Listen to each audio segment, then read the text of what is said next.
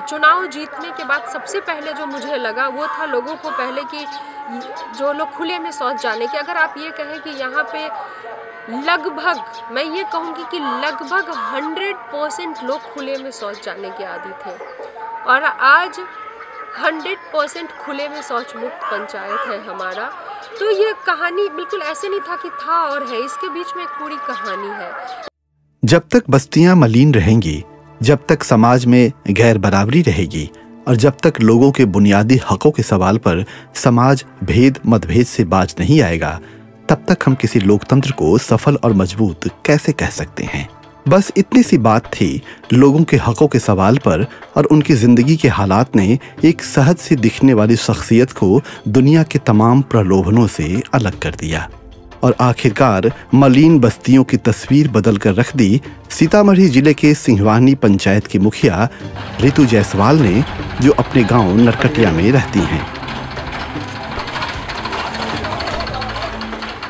यह मानी हुई बात है कि सरकार की योजनाएं या परियोजनाएं जमीन पर उतारी जरूर जाती हैं, लेकिन अक्सर उनका हस्र फजीहतों में तब्दील हो जाता है और यही अपने देश की व्यवस्था का दुखद पहलू है।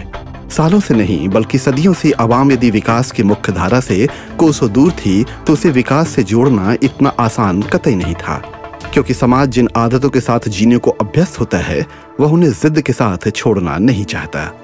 तो ये कहानी बिल्कुल ऐसे नहीं था कि था और है, इसके बीच में एक पूरी कहानी है। इसके बीच में ये है कि एक सोई हुई मानसिकता, एक गुलाम मानसिकता, जो कि अगर कोई व्यक्ति 90 साल का है और 90 साल तक वो खुले में शौच जाने का आदी है और उसे एकाएक एक शौचालय बना के दे देना कि भैया तुम शौचालय बना लो, तुम्हारे खाते में 12,000 की राशि मिलेगी, तो आप ये सोचिए कि कोई बंदा जो 90 साल से बाहर जा रहा है, अगर उसकी उम्र 70 साल है, वो 70 साल से बाहर जा रहा है, तो एकाएक वो बंद कमरे में, एक छोटे कमरे में वो क्या जाएगा शौच के लिए। इसी समाज का सच कितना लिजलिजा था और कैसी सोच थी और उस सोच से उपजी कैसी सामाजिक वर्जनाएं थीं जिसने अड़चनों की दीवार खड़ी कर दी थी। ये गांव में तो तेन सिस्टम लगा के कहत कि एहन मुखिया हम ना देख रही है, ये आते के मतलब कह के घर में लेटरिंग कराइए ना कराओ ना करा, हम सब न करे वाला बाहर जाए, तो ये मुखिया जी ध मान के वार्ड सदस्य सब मिलकर अपना लेटरिंग के व्यवस्था करवा दिए। शुरुआत में हुए विरोध को लेकर रितु कहती हैं, शुरू में वो कहते थे कि ये जो भला ये सब भी कोई कि लैट्रिन बाहर मत जाओ या ये सब कोई कहने की बात होती है, ये तो शर्म की बात है, ऐसा वो लोग कहती थी। लेकिन मैंने कहा कि जो चीज़ आपको कहने में शर्मिंदगी हो रही है, बोलने में शर्मिंदगी महसूस हो रही है, वो आप जाके रोड पे करती है तब आपको शर्मिंदगी नहीं होती। जब आप किसी छेड़छाड़ का शिकार होती हैं, आपकी बच्चियां किसी छेड़छाड़ का शिकार होती हैं, बलात्कार का शिकायत होती है, मैक्सिमम केस थाने में जो कि शौच के दौरान बलात्कार का शिकार होती है, ये यहाँ का देखिएगा आपकी क्राइम का, अगर आप थाने में जाएं वहाँ की रिपोर्ट निकालें तो बहुत सारे छेड़छाड़ के जो घटनाएं हैं, बलात्कार की घटनाएं, वो शौच के दौरान होती हैं गाँव में, जो दबा दी जाती है, जिसके FIR तक दर्ज नहीं होते हैं। निर्गानी हम सब बहुत मेहनत से कैलिए, निर्गानी करते लेने का 3 बजे भोरे से करित रही है, तो 3 बजे भोर से 9 बजे भोर ले करित रही, 9 बजे मतलब अथी ले करित रही आ ओने कारी फेन के 4 बजे से फेनू के 8 बजे रात ले करित रही। लेकिन समय बदला और समय के साथ लोगों ने यह महसूस किया कि रितु जायसवाल जो भी कह रही हैं अपने लिए नहीं बल्कि समाज के वंचितों और जरूरतमंदों के लिए कह रही हैं, कुछ कर रही हैं, क्योंकि आज़ादी के इतने सालों बाद भी जिंदगी की बुनियादी सुविधाओं से समाज का यह तबका महरूम रहा है। फिर कहीं ना कहीं उनके अंदर एक शर्म तो थी ना, एक लाज तो था ना, फिर वो लोग बनाए, शौचालय बनवाए और आज इस्तेमाल कर रही हैं। आज जो जिस चीज़ को कहने में शर्म आती थी, आज उस पर वो गर्व से बात करती है, अधिकार से बात करती है। कहाँ तो एक बेहद पिछड़े इलाके के तौर पर चिन्हित सिंहवानी का यह इलाका सुशासन के सुत्थर चेहरे पर दिखती एक ऐसी खरोंच है जिसे रितु बार बार मिटाना चाहती हैं, लेकिन इलाके की तस्वीर पर यह खरोंच दिख ही जाती है। याद रहे, बागमती और लखनदेई नदियों से सीतामढ़ी जिले के ज्यादातर हिस्से बाढ़ से उपजी तबाही के ऐसे मंजर से हर साल जार जार होते हैं। ऐसे में विकास की रंगोली हर साल धुल जाती है। हर साल बाढ़ से आई तबाही के बाद विकास के तमाम घरौंदे ऐसे ही बह जाते हैं और हर बार शुरुआत शून्य से होती है। फिर भी इलाके के लोग हिम्मत नहीं हारते, विकास का सफर जारी रहता है।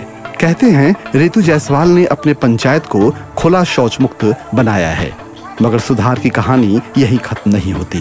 पंचायत की बेटियां अब मुट्ठियां बांधकर जिंदगी को इनकलाबी अंदाज में जी रही हैं। पुराने दिनों को मुस्कुराते हुए महेश राय याद करते हैं, जिन्हें अपने वर्तमान का स्वाभाविक अभिमान है। यहाँ विकास के लोक लुभावन पोस्टर्स नहीं हैं, बल्कि लोगों के बोल हैं जो हमें बुलाते हैं और कहते हैं, देखो विकास कैसे हुआ है। आइए 65 साल के रामकिशोर राय की बात सुनते हैं।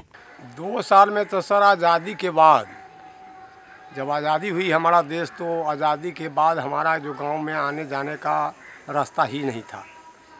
बरसात आने के बाद बाढ़ जो आती थी तो उस समय में सांप काट लेता था, या हमारे घर में कोनो पेशेंट को बीमार हो जाता था तो हमको लोग को खटिया पर लाद करके और परवाहा ले जाना पड़ता था। जहाँ से 10 किलोमीटर दूरी है परवाहा मोड़, वहाँ बस गाड़ी मिलती थी, वहाँ से हम लोग सीतामढ़ी ले जाते थे। कितना पेशेंट मेरा दम तोड़ देता था, रास्ते में ही आवागमन का अवरुद्ध था। लेकिन जब से हमारे मुखिया जी रितु जायसवाल आई है, उस दिन से बहुत परिवर्तन हुआ है। जो मेरा रोड बना है, बिजली आई है, शिक्षा के जितना बच्चा हम लोग को गोली डंडा खेलता था रोड पर आकर के, पढ़ाई में रुचि नहीं था, लड़का या लड़की को हो, लेकिन उनके आने के बाद यह शिक्षा में पहले योगदान किए, बच्चा को स्कूल खुलवाए। हमारे पंचायत में कई जगह इनका सेंटर भी चल रहा है, अपने तरफ से बच्चों को पढ़ा रहे हैं। महादलित हो या कोई भी जाति वर्ग के लोग हैं, सबको हर जगह वार्ड में 3-4 स्कूल चल रहा है इनका। बदहाल हो चुके पब्लिक डिस्ट्रीब्यूशन सिस्टम यानी पीडीएस के बारे में युवा रणधीर कुमार की साफगोई सुनिए। तरह अंतरिक्ष रूप में है कि पहले जो डीलर था अपने मन से बांटता था, किसी को 10 किलो अनाज है तो 5 किलो देता था, किसी महीने में 2-2 महीने तक खा जाता था।